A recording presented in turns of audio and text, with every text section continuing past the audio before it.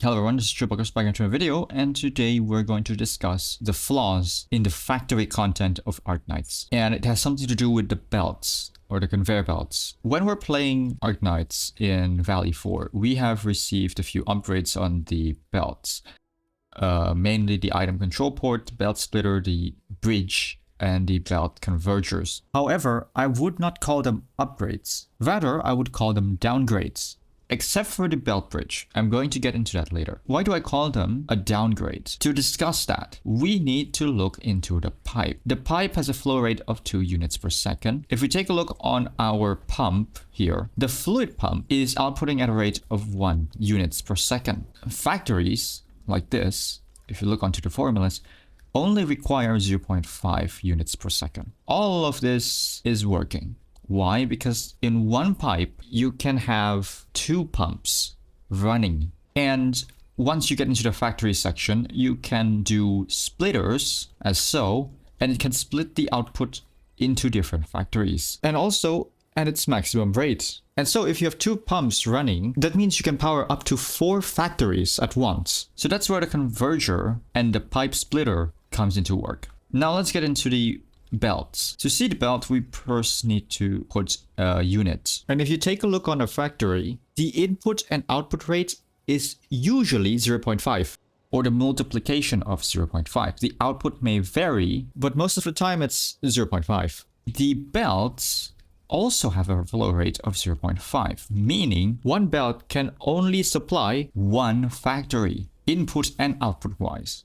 And if you look over on logistics and you go to the splitter and you place it, you might realize that the splitter inputs 0.5 and outputs 0.5 to each side, or rather less than 0.5, because if you have 2 conveyor belts running out of the splitter, it becomes 0.25 on each side, and if you have 3, it's now 0.16. That would be amazing had every other factory require that amount. And as you can see, it does not. The only use for a splitter that I can think of right now would be to power 3 thermal banks with just 1 input like so. The converger also has the same problem. The converger inputs 0.5 from each side and outputs 0.5 in one side. So the only use for a converger right now would be to make outputs of multiple factories go into one single conveyor belt line.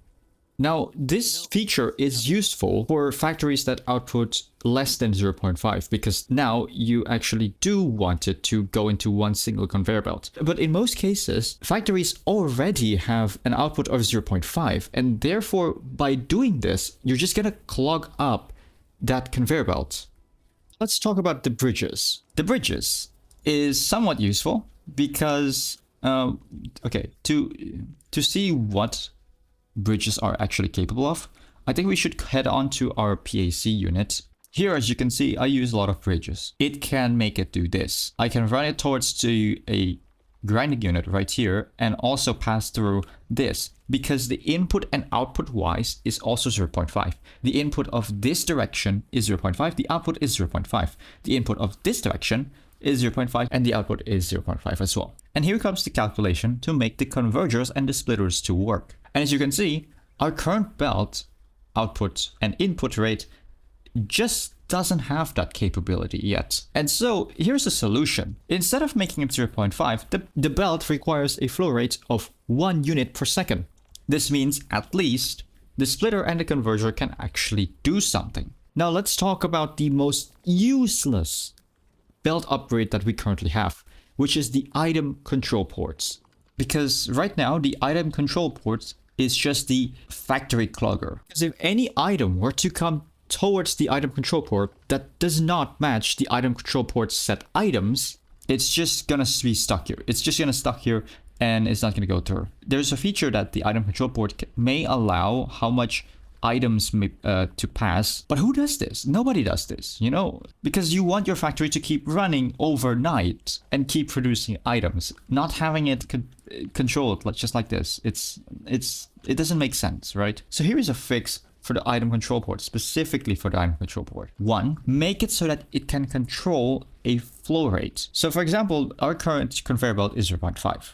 and we want the item input to be 0.4. We can do that by reducing the output. Sure, it's gonna clog it, but that's not the main purpose of this feature. This feature allows you to use the thermal banks at a certain point where you don't have it active 100% of the time. You still have power, you still have reserve power in your AIC. Making the thermal bank turn on only on specific times and making the power percentage go 80%, 100%, 80%, 100% saves up a lot of resource over time. And that would be one of the reworks that I could think of. The second rework that I could think of would require our conveyor belts to have a flow rate of 1 units per second. And it has something to do with sorters. So it has one conveyor belt coming out from the sides. This feature makes it so that if an unwanted item does come towards the item control port, it will not clog it, but instead throw it to the side. And specifically, why does it work only if the conveyor belt is running at 1 units per second flow rate? Well, because it requires two factories with two different item outputs running into one conveyor belt, and then from that conveyor belt, it splits the item into its intended course into the different factories that require that item. And here's another smaller issue, which is you can't connect the output of a factory into an input of a factory directly without a conveyor belt. And as you can see here, it's not connected. This would save a lot of space, and I could make it one block a little bit to the back, had my shredding unit not require this one specific gap to have the conveyor belt on. And so that brings us into the end of this video. I hope that you agree with me, and I'll see you guys in another video. Bye bye.